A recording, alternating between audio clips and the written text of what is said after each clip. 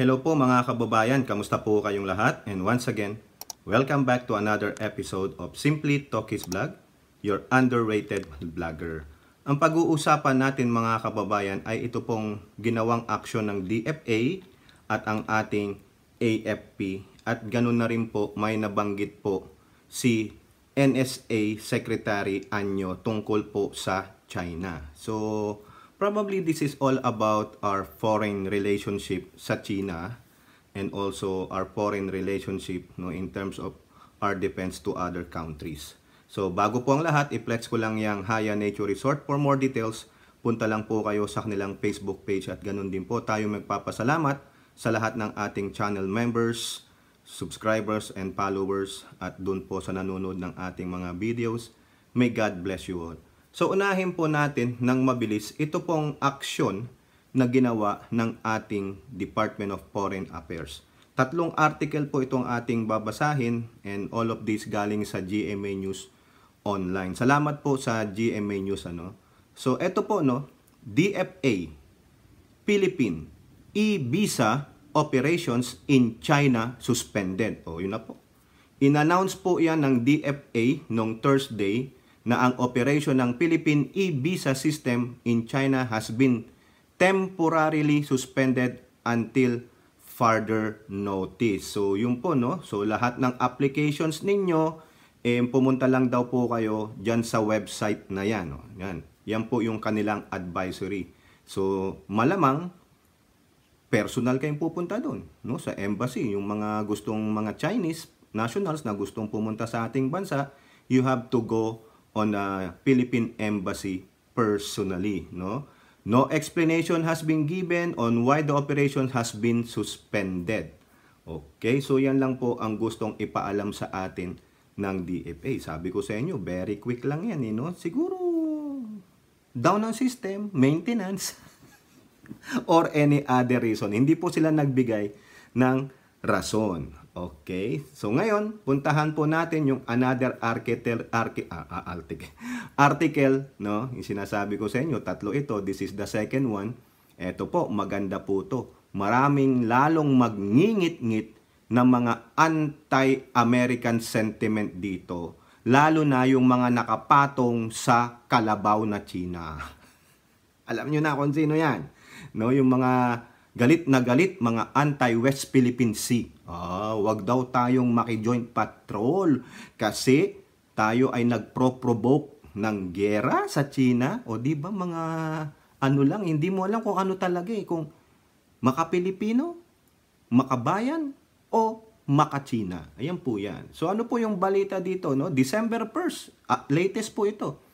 Philippines, US, Japan, Australia, militaries hold first joint talks in Tokyo. So yung apat po na bansa, in terms of militaries nila, nag-usap-usap po. They joint parang bilateral, Pero by bilateral kasi dalawa lang. Ito hold first joint talks, in terms of military. US, Japan, Australia, Philippines. Nako, may magngingit-ngit na naman dyan. Sasabihin na naman nila, mga tuta ng US, tuta ng Japan, tuta ng Australia. Ayan, pakialam ninyo kayo, mga asong ulol ng China. Di ba? Sige nga, depensahan nyo nga yung China, yung ginagawa sa atin sa West Philippine Sea. Tapos ngangaw-ngaw kayo. Di ba? Bakit? Meron ba silang karapatan dyan sa ating West Philippine Sea? Hindi porket pinangalan na South China Sea, kanila na yan. Paano pala yung Indian Ocean? Di ba? Mga animal tong mga to. Ito po sabi sa article. The militaries from the Philippines, United States, Japan, and Australia engage in their first, kauna-unahan, joint service staff talks in Tokyo from November 28 to December 1st. Nagtapos pala ito sa ating bansa, noong December 1st. In a statement, the AFP said the meeting of the four countries aim to further deepen discussion on upholding a rule-based international order. Ayan ang hindi kayang gawin ng China. Kasi hindi nila kinikilala ang mga international law or international order pag hindi papabor sa kanilang kagustuhan. Bakit pa kayo nagpa-member sa ganyang mga international body kung hindi naman pala kayo mag-a-agree sa desisyon ng mayorya? Di po ba? Maganda, lumipat na lang kayo sa ibang planeta. Marami namang galaxy dyan, di ba? Gusto nyo, mag-create kayo ng sarili nyong People's Republic of China Galaxy.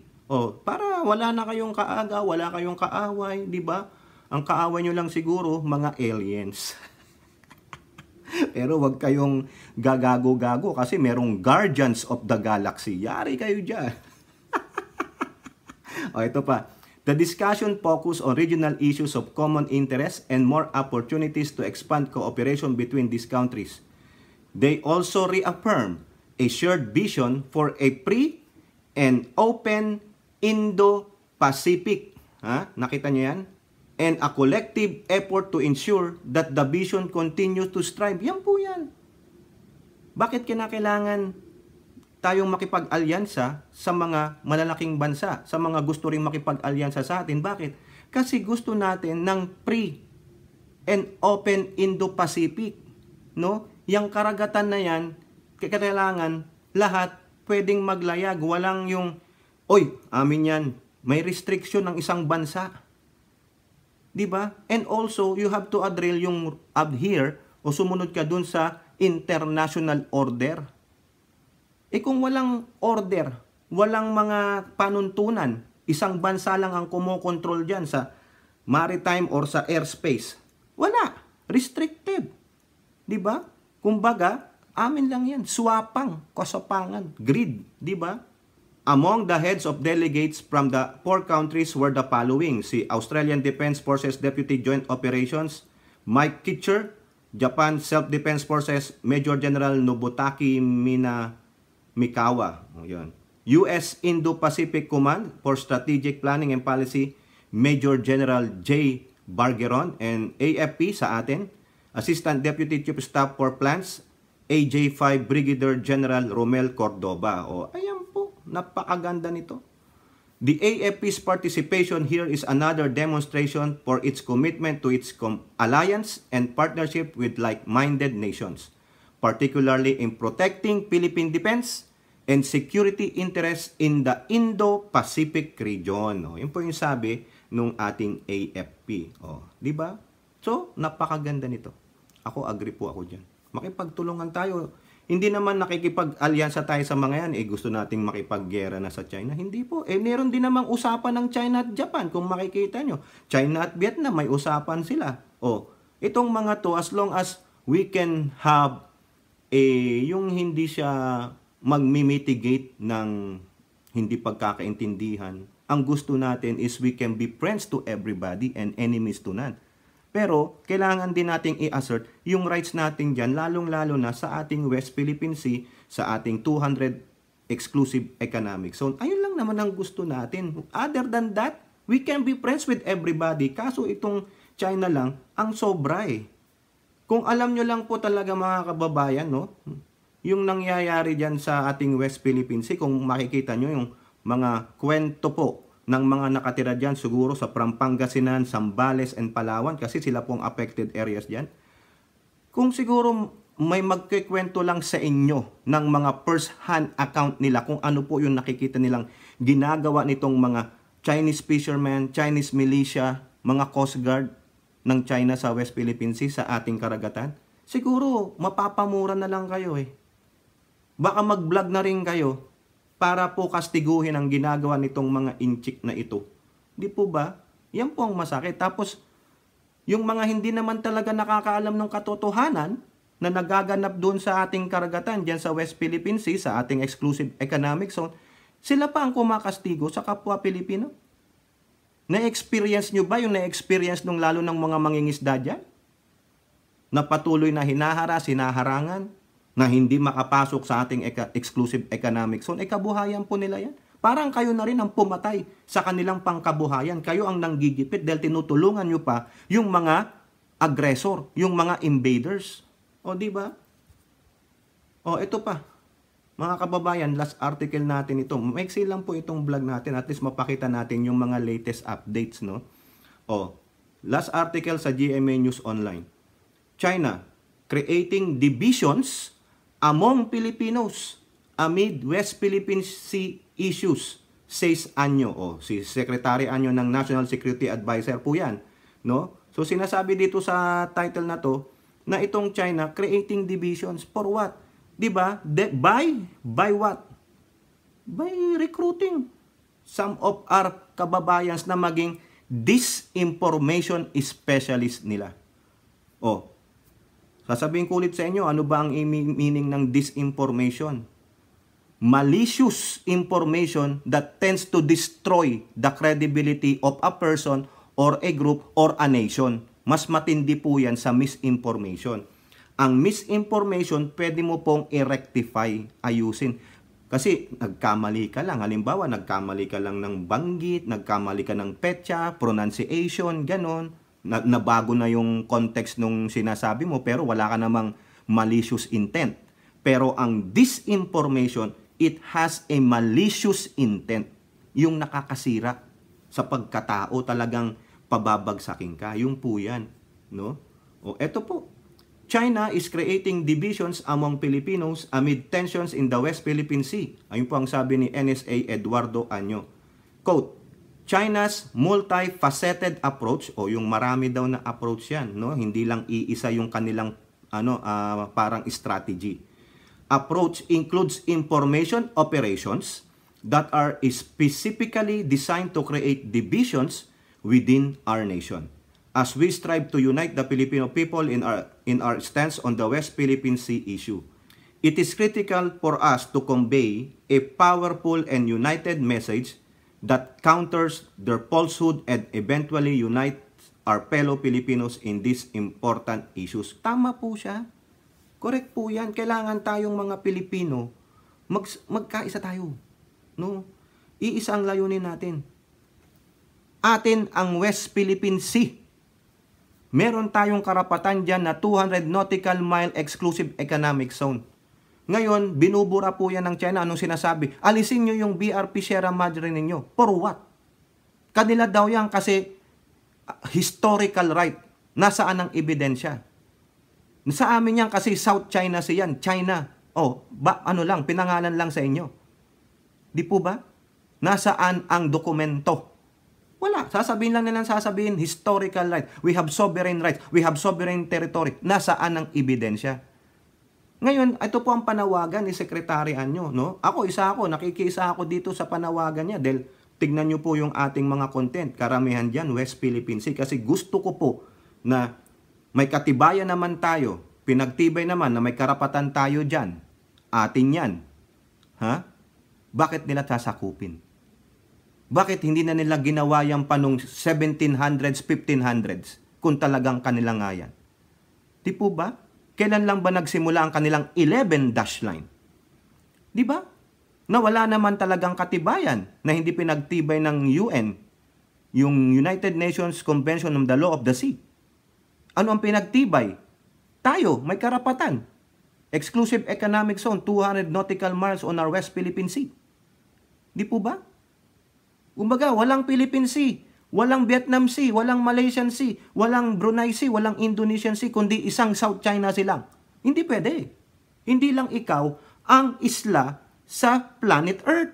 Di po ba? Hindi porket napakalaki mong bansa, ikaw na ang bida-bida. Hindi po pwede yun. Ito pang mahirap mga kababayan. Ulitin ko, may mga kababayan tayo na kinakampihan pa ang mga Chekwa. Ano ang reason? Ano ang reason? Di ba? Ano ang reason ninyo? Give me a qualified reason. Bakit sinasabi nyong kinakampihan nyo pa ang China? Imbis na kampihan nyo ang ating gobyerno. Bakit? Ano ang meron nakita nyo sa China? Di po ba? Ginagago tayo ng China, ini-invade tayo. Hindi ba kinaawa dun sa mga fisher folks natin? At ginagago rin ng gobyerno natin na mag-i-import tayo ng isda sa kanila tapos kukunin sa ating exclusive economic zone tapos ibibenta sa atin. O sino ang yumaman? Sila. Ginago lang tayo. Kinuha sa atin ng yaman tapos binenta sa'yo. Pag-aari mo yun eh. Di ba? Kaya tama po si Secretary Anyo. It is critical for us to convey a powerful and united message that counters their falsehood and eventually unites our fellow Filipinos in this important issue. Correct. Di ba? Hindi pwede yung, ay hindi kasi malaking bansa sila. Hindi, kailangan manindigan tayo. Di ba? Kung si Amy Marcos nga naninindigan kay Duterte, bakit tayong mga Pilipino, para naman to sa ating bansa, kung si Amy Marcos naninindigan lang sa isang tao, tayong mga Pilipino manindigan para sa ating bansa, para sa ating future generation. Di ba? Ano na lang sasabihin ng ating mga future generations kung nawala ang West Philippine Sea? Baka eventually mawala na unti-unti ang mga islands natin, sakop na ng China. Wala ng Republic of Philippines, kundi ano na lang, wala nang Luz Bimin. Ano na lang? O baka Region 5 na lang matira dyan. No, yung facing the Pacific. Diyan sa papunta ng East. O kaya baka yung Mindanao na lang. Iba na siguro yan. Baka hindi na Pilipinas eh. Gusto nilang magsisid eh. Di ba? O, yung ba ang gusto nyo? Wala ng Republic of the Philippines, wala ng Luzon, Visayas, Mindanao, wala ng 7,107 islands? Hindi tayo papayag, mga kababayan. At the same note, napakalaking kayamanan po ang nasa ilalim ng lupa na yan, yung dagat na yan. Trillions of barrels of oil. Kaya yan ang gustong makuha ng China. Hindi tayo papayag. Di ba? Hindi tayo papayag, mga kababayan. Sinisira nilang kalikasan natin eh. Di ba? O, ano tayo, magpapakagago lang ng magpapakagago? Hindi pwede. Tumindig tayo. Kung yung mga supporter nga ng Duterte, naninindigan kay Duterte lang eh. Wala silang paninindigan sa West Philippine Sea. Bakit? Kasi isang tao lang daw ang Republic of the Philippines para sa kanila eh. Tayo, the Republic of the Philippines are the whole Filipinos. Whether you're in or out of the country. Basta't may dugong Pilipino nga nalalantay sa'yo, Pilipino ka. Manindigan ka, para kanino ka? Diba? China ka, Pilipinas ka. Ako, pro-Pilipinas po ako. Hindi ako maninindigan para isang tao lang. Na tulad nung ginagawa ng iba dyan. Wala nga silang komento sa West Philippine Sea. O, tandaan nyo po yung mga yan, yung mga walang komento sa West Philippine Sea. Alam nyo na. Pag yan naging mga namuno sa 2028, bye-bye West Philippine Sea. Diba? Umatras na kayo. Bigyan nyo na lang yan. Kasi sabi nga ni Duterte, bigyan nyo na yan. Tubig lang yan eh. Sa kanya, tubig lang yan. Pero kabuhayan po yan ng mga kababayan nating mangingisda. Kung yung isa naman nagsabi, bato lang yan, pero ang bato sa ilalim niyan, milyon na oil ang meron dyan. Di po ba? Di ba nakita nyo yung mentalidad? Hindi kayang manindigan para sa Pilipinas. Tapos ginawa nyong leader, kunwari matapang, o ano, ngayon, the ones mighty and powerful become fallen from grace. No, nananahimik, di ba? Mag-antay tayo ng sabak niyan. Ng mga walang hiya na yan. Di ba? O kayo po, ano pong inyong masasabi? Comment down below and don't forget to like and share. Hope to see you on our next videos. Bye-bye. God bless.